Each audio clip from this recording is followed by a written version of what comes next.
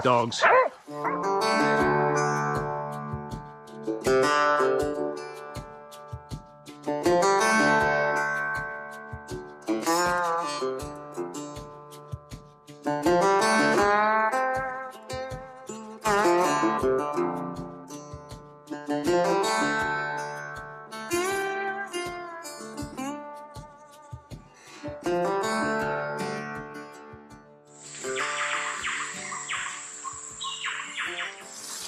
This is a plant called native cardamom. It's one of the ginger family. Produces these flowers right down on ground level. And the flowers turn into fruits. And the fruits are delicious if you can get them before the animals do. That one might be right. So you just peel open those bracts there inside. There's these little seed pods, and they're just covered in a beautiful tasting flesh. This one's not quite ripe, so I want those seeds to go brownish or black, but still pretty good. There's absolutely a pig that's crossed here. It's very hard to tell if the bird's all going off here, but I think the dogs have made contact. All out around 350. They're pulled up and they're bailing. You can see what the dogs are onto. It's absolutely covered in sign. Jet. Good pig. Just ran through the scrub there. Damn.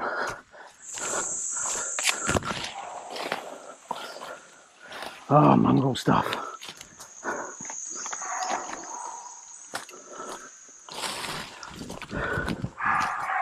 It's not very big. I think they're going to slip past me. Just a sow. Pretty skinny sort of a sow too. Bit disappointed that the big pig snuck past me. Oh well, take the back wheels off this one and get back to the ute, I think.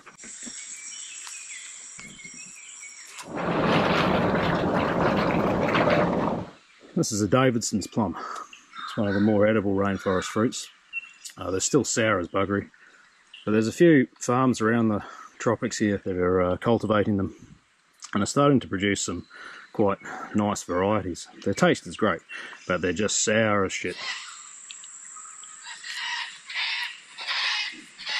See the amazing red colour. This one's actually a pretty good one.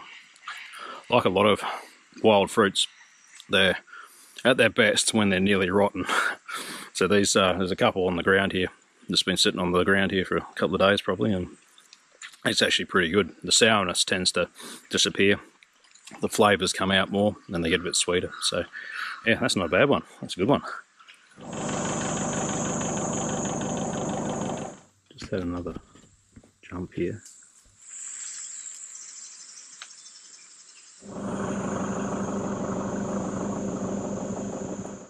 Excellent. That was Spike breaking off from the pack. Good dog. If he can keep this thing contained just long enough for the other dogs to get there, we'll be sorted. He's got it still bailed. Come on, hold him there, dogs. Good dogs. They're holding a steady bail, which means it's a good pig. They couldn't have found it in crappier country, but I think I say that almost every hunt. We've got some pretty safe hands. Spike's pretty good at convincing a pig not to run. Communicates by way of their testicles. It's very effective. I may have made a serious tactical error here. I'm not wearing shoes.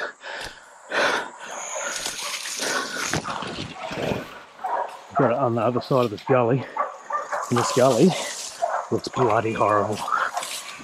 When it's wet like this, it's so slippery. But yeah, this clay is like trying to walk on bearing grease. So far, he doesn't seem like he's going anywhere. So Oh, they've got in some proper crap.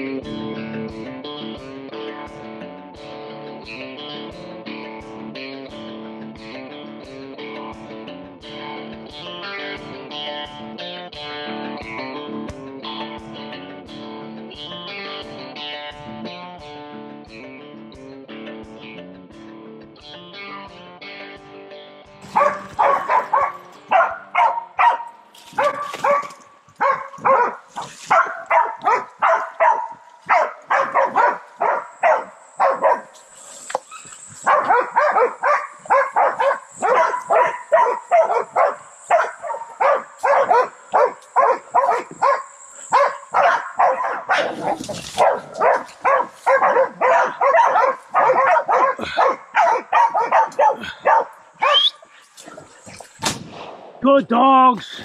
Good dogs! Man, that was a bit of a challenging shot, that one. Alright, he's not that big a pig, but holy shit, he looked at sneaking through that stuff. You can sort of see where they've had him bailed up.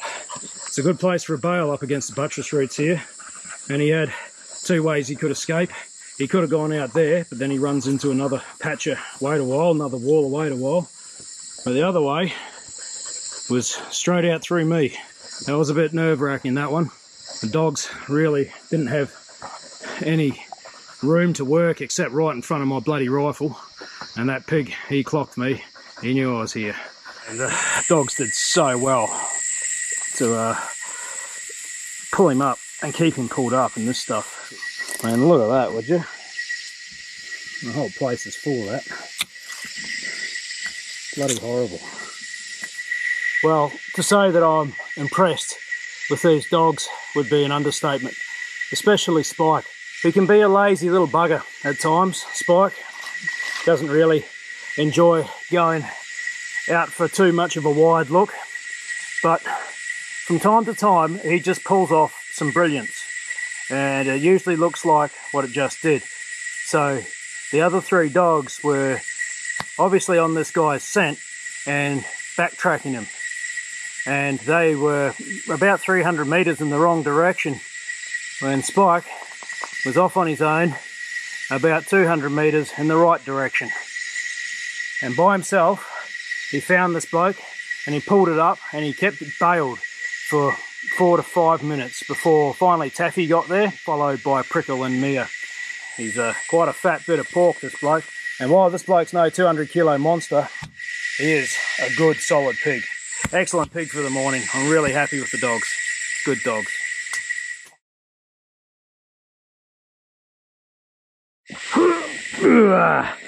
Oh man. Oh shit. Might have bitten off more than I can chew here. This is pretty tough. Oh man. Right, now I get to start uphill. And it's not just the steepness and the slipperiness, it's this bloody wait a while. It just grabs hold of you, and at the very best it stops you dead, and more often than not it'll just unbalance you and tip you straight back down the hill.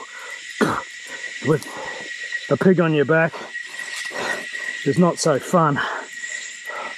You can't grab on to a lot of this stuff to steady yourself or give yourself a lift up because it's covered in spines, which will end up in your hand. Oh, how the hell am I going to get through this? I don't like to admit it much, but this is starting to break me. It is so humid, so hot, so steep, and so bloody slippery.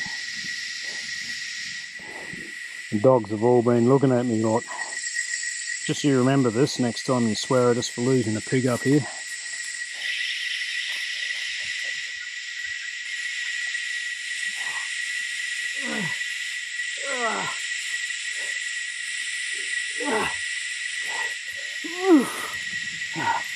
Ah, shit.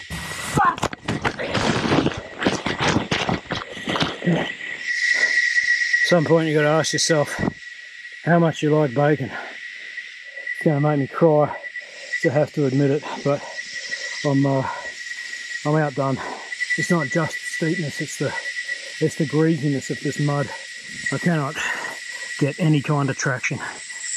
Take one step forward, slip 5 steps back, and then fall over half the time. And every time I've got to pick this heavy bastard up.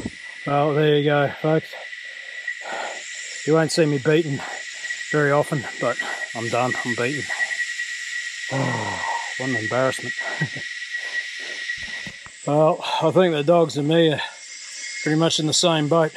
Tired, sore, covered in mud, full of spines. Still, I reckon the dogs could probably go for another pig if there was one. Whereas me, I'm going to call it a day. Therefore, the dogs are going to have to as well. You've all done really well, and you all get an extra bone when we get home, eh? Good girls.